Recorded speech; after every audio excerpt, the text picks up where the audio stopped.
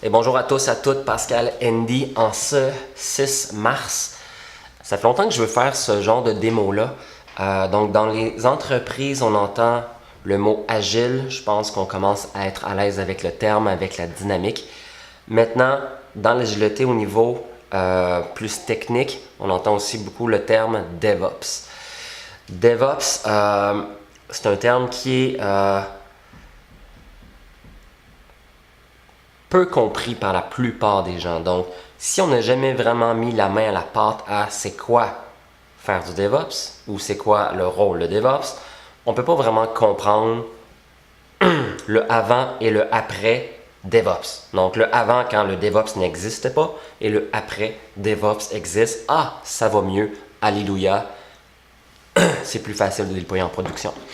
Donc, le monde avant DevOps, les développeurs développent un logiciel et c'était les développeurs, les programmeurs qui avaient le rôle de déployer jusqu'en production, jusqu'à temps que l'utilisateur final voit la mise à jour du logiciel. C'était le rôle de développeur de faire tout ce rôle-là. Et on se rend compte que c'est réellement pas très productif de demander aux développeurs de faire ce genre de tâches-là. Donc, le logiciel fonctionne, mais maintenant le déployer, c'est un job en soi. Cette job-là, on l'appelle maintenant le DevOps. C'est typiquement aussi une job fait pour les systèmes admin, mais dans bien des cas, les systèmes admin, eux, leur rôle, c'est vraiment de faire en sorte que les machines, que ce soit dans le cloud ou on-prem, que les machines soient à jour, sont en santé, qu'il y a assez de ressources, que la sécurité soit là, mais au niveau de la façon que le logiciel va rouler sur le serveur, il y a bien des systèmes admin que ce n'est pas leur problème. Donc, le DevOps, c'est là que cette personne-là vient entre le développeur, entre les ressources qu'on a, donc les serveurs, et à la limite jusqu'aux opérations, donc les gens qui utilisent le logiciel. C'est le pont entre les développeurs et les opérations qui utilisent le logiciel. Parfait. Concrètement, c'est ça mon but de mon démo. So, je vais vous montrer ce que je fais ici chez Firepress quand je mets mon rôle, mon chapeau de DevOps. Alright. Donc, je vous disais qu'il y a des développeurs. Alors, dans mon cas ici chez Firepress, vous savez que je fais de l'hébergement de sites web sur le logiciel Ghost. Ghost est un CMS, ce qui veut dire un Content Management System, tel que Drupal, tel que WordPress. Ça permet de pouvoir publier des sites web à grande échelle. Donc, tu as une interface, tu dis nouveau post, tu mets un titre, tu mets des images, tu mets du texte, tu mets des liens, du gras, des titres, tu fais post et boum, ça apparaît sur ton site web. C'est le rôle de ton CMS. Dans ce cas-ci, Ghost, c'est un logiciel open source, le voici. Si je vais dans la section Release, je peux grossir un peu là, comme ça. Puis je peux mettre même après comme ça. Alright. Dans la section Release, je vois qu'il y a 5 heures que les développeurs ont poussé une nouvelle version qui s'appelle la 2.16.4. Donc 2.16.4. Super. Moi, j'exploite le logiciel Ghost. Donc là, en tant que business, je veux déployer ce logiciel-là. Comment je fais pour le faire d'une façon très efficace, automatisée ou presque. Donc là, c'est des discussions que je ne veux pas embarquer pour cette introduction-là. Et comment je fais pour tester cette opération-là sans tout casser en production. Right? So, qu'est-ce que je vais faire? Ici, j'ai un projet Firepress Ghostfire qui gère le logiciel Ghost dans un container. Donc, essentiellement, c'est une façon de déployer des logiciels qui possèdent leur propre OS, leur propre système d'exploitation. Dans le container, ensuite, on met les librairies que le logiciel a besoin et on met le logiciel lui-même. Et un des grands principes des containers, c'est qu'on ne fait jamais de mise à jour. On repart toujours leur container à partir de zéro, from scratch. Donc là, aujourd'hui, vous voyez qu'il y a 3 heures, j'ai fait une mise à jour du Dockerfile, peu importe.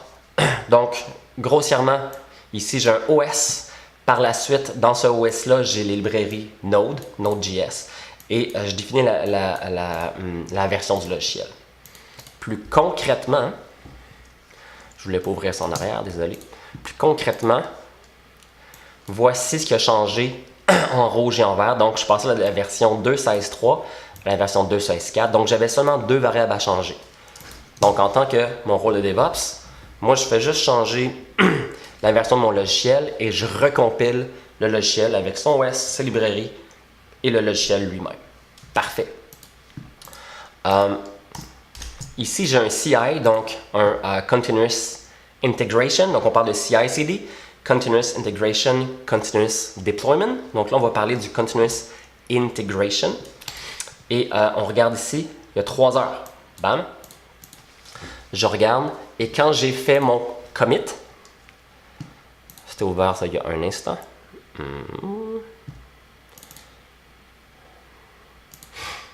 OK, il y a 3 heures ici, quand je fais mon commit, j'ai changé la version ici, j'ai fait un sauvegarde, j'ai poussé le commit qu'on dit. Donc, sauvegarder égale commit dans le monde des développeurs.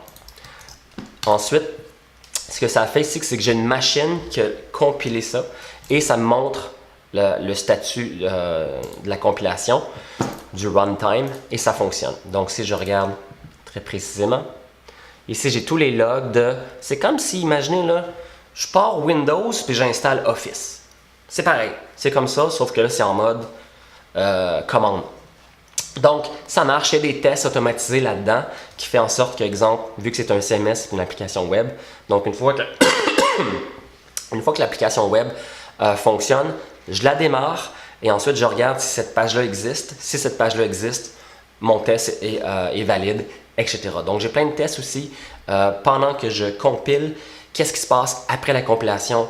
Je lance le container, je fais des tests sur le container, est-ce que ça répond normalement? Oui. Je regarde la version de XYZ.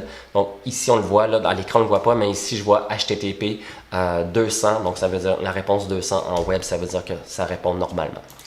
Ok, donc j'ai en tant que développeur, non excusez-moi, avec mon chapeau de DevOps, j'ai simplement fait un changement sur un fichier qui me permet de compiler ma version de mon logiciel. Et par la suite, automatiquement, j'ai un CI qui est embarqué qui a compilé cette image-là. Littéralement comme un CD-ROM, une image. Bam! Next! Qu'est-ce que je veux faire? Là, je veux le déployer en prod. So, je rafraîchis. Ici, on voit la page, le site web de FirePress. Donc, je vois que je roule la version 2.15. Super. Maintenant ici, j'ai... là, je ne suis pas logué. Ok, attendez un peu. Je vais me loguer ici.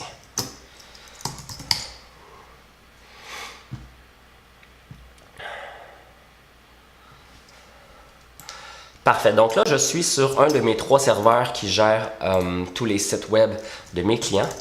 Et je peux regarder ici que j'ai... FirePress. Brett là. Est-ce qu'on le voit?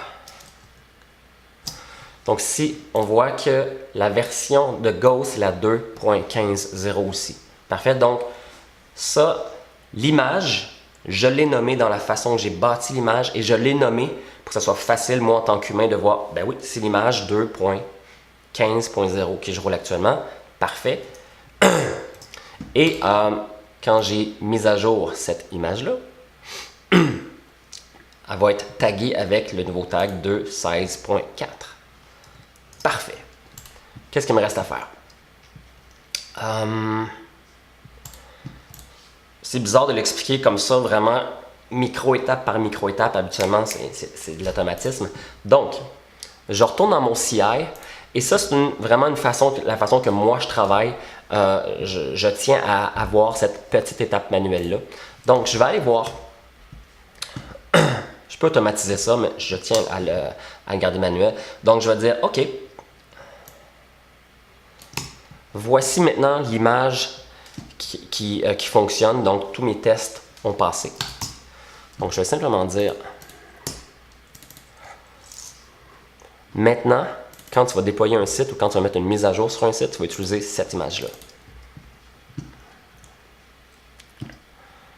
Ainsi. Je suis rendu à 2. 2.16.4. Je le mets en commentaire et je vais dire 2.16.4. Donc ici, très particulièrement dans mon setup, ici j'ai un Final Unit Test. Donc, encore là, c'est particulièrement mon setup. Je pourrais aller en prod à ce moment-ci. Je suis très confiant. Mais je préfère faire encore une petite étape, une petite validation de plus. Parfait. Donc, j'ai changé ma variable. Ici, je vais faire un commit. Je vais dire bum to 2.16.4. Oui, exactement. Parfait. Là, je m'envoie ici sur mon serveur. Et qu'est-ce que je veux faire? Je veux déployer sur le site web ici qui s'appelle Mbicio.tk. Donc, Mbicio.tk, c'est un site web réel que je gère. Puis ce site-là, il sert juste dans ma vie à faire ce test-là, le fameux unit test. Il sert seulement à ça. Je suis encore sur la version 2.15.0, vous le voyez. Donc, la beauté. J'ai fait ça. Oui. Je peux simplement dire... J'ai une fonction ici scriptée qui dit « Parfait, mets à jour ce site-là, s'il te plaît, avec le tag que j'ai donné 2.16.4. » Allons-y. Donc ici, qu'est-ce qu'on voit? On voit que l'image est downloadée. Elle pèse compressée 134 MB.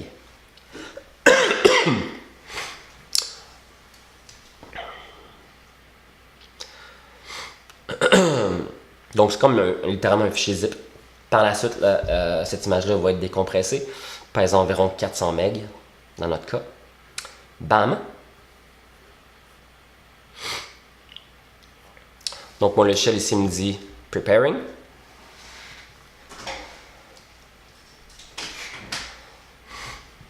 Et je peux même ici, j'aurais dû le faire avant, rafraîchir ici aux 2 secondes ma page. On va souvent remarquer que le logiciel est toujours en ligne. Donc ça, c'est extraordinaire. C'est ce qu'on appelle... j'ai pas le terme exact. Rolling deployment, right? Donc, j'ai même pas besoin d'éteindre l'application. Donc, en tant qu'utilisateur, là, il y a un délai. Bam! 2.16.4, je le vois. Donc, vous voyez, l'application est jamais down dans la façon de déployer comme ça parce que l'orchestrateur, donc le logiciel sur mon serveur, qui dit « Parfait, on fait une mise à jour de telle version à telle version ou de telle image, l'image 2.15.0 à l'image 2.16.4. Il est capable de dire « Parfait, je vais faire ça d'une façon élégante. Je vais laisser rouler cela en parallèle un moment. Je vais mettre la 2.16.4 ici. Puis quand elle est prête, là, vraiment est en ligne, là, je supprime celle-là. Puis pour l'utilisateur final, à la limite, il n'y a jamais eu de shutdown. Donc, on l'a vu, je vous ai fait la preuve il y a un instant. Donc, Mbicio, c'est le nom du site, il roule sur 2.16.4. Ce que je vais faire, je vais aller voir le site web. Les images qui sont cassées ne m'inquiètent pas du tout. Ensuite de ça, je peux juste changer de thème, voir si tout fonctionne normalement. Ensuite, change de thème. Discover Ghost. Tout a l'air normal. Comme ça. Et je peux faire un nouveau post. Typiquement, je mets la date. Je mets du texte ici. Je publie. Et tout semble normal. Donc pour moi, mon unit test est passé. Oui, c'est des discussions en tant que telles. Si ce test-là est vraiment valide, nanana, on pourrait aller plus profond. Supposons qu'on a fait des tests très détaillés. Je fais « let's go, on va en prod ». Donc, la beauté. Je retourne dans ma config ici. Et cette config-là gère quelle image va être déployée pour tous les sites que je gère. Donc, j'ai une config qui gère tous les sites. Donc, ici, on le voit, chez The Zoom. L'étape 3, c'est prod, là. Il est ici, là. Je vais prendre la même image. Je vais dire maintenant, c'est celle-là l'image officielle. Je sauvegarde. Et je vais faire encore un commit en disant bump to 2.16.4 to prod. Bam. Je viens ici. Parfait. Donc, si je regarde mes sites, j'ai le 2.14 ici, tac, qui roule cette version-là, 2.16.4, alors que tous les autres sites que je gère, tels que Firepress, okay, tels que celui-ci, roule encore 2.15.0. Donc, maintenant, ce que je veux faire, c'est vraiment déployer à grande échelle sur tous les sites que je gère la mise à jour de Ghost. Donc, j'ai un script qui me permet de faire ça.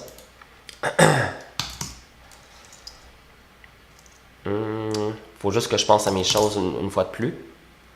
Parfait. Et je vais dire deploy all GST.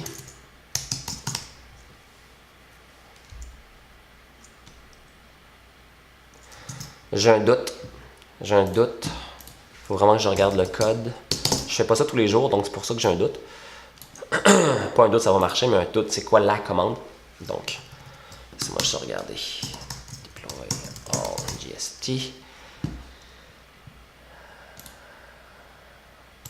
C'est pas celle-là.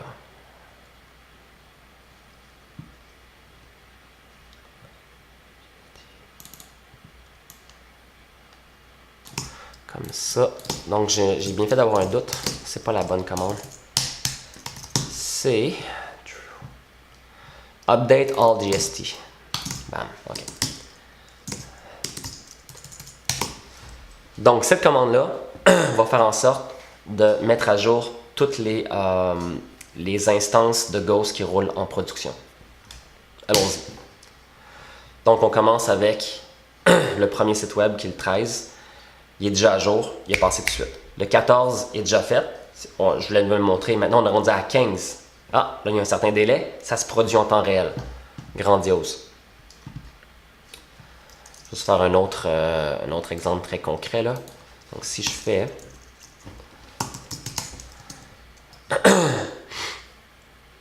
Night Shift.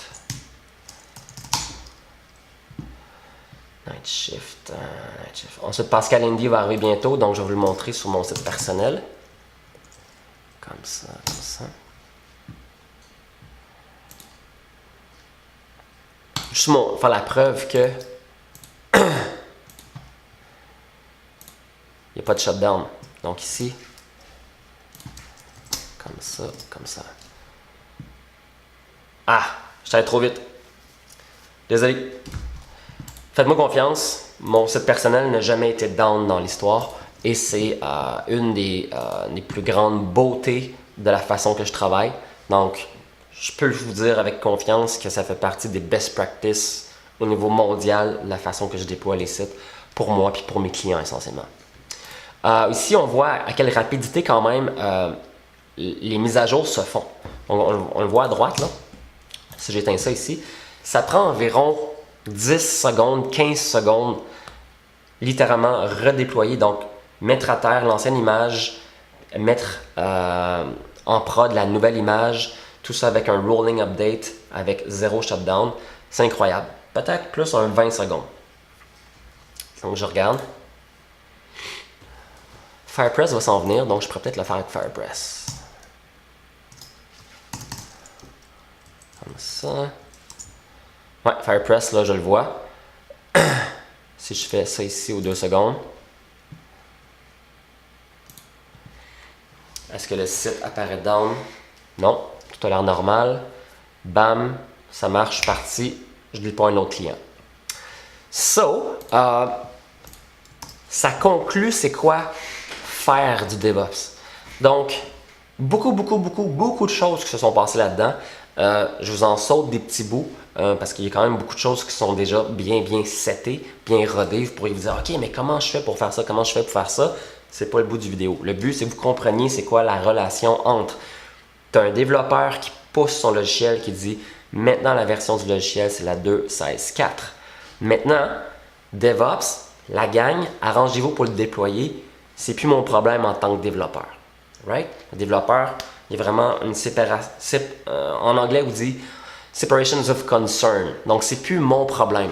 J'ai fait ma part. Maintenant, le DevOps, mettez vos best practices en place pour déployer ça, puis que ça soit facile, que ça soit transparent pour les utilisateurs, sans que ça plante, puis que si jamais ça plante, que vous puissiez faire un rollback à l'ancienne version. Right? J'espère que ça vous a aidé à comprendre. C'est pas des trucs faciles à suivre, j'en conviens, mais si votre job, c'est d'engager du monde qui travaille dans IT, si votre job, c'est de travailler sur des projets où est-ce qu'on parle à tout bout de champ de comment on va déployer les test plans, nanana. Toute la poutine de faire du déploiement, ça coûte des qu'est-ce que je raconte? Des millions et des millions de dollars aux corporations.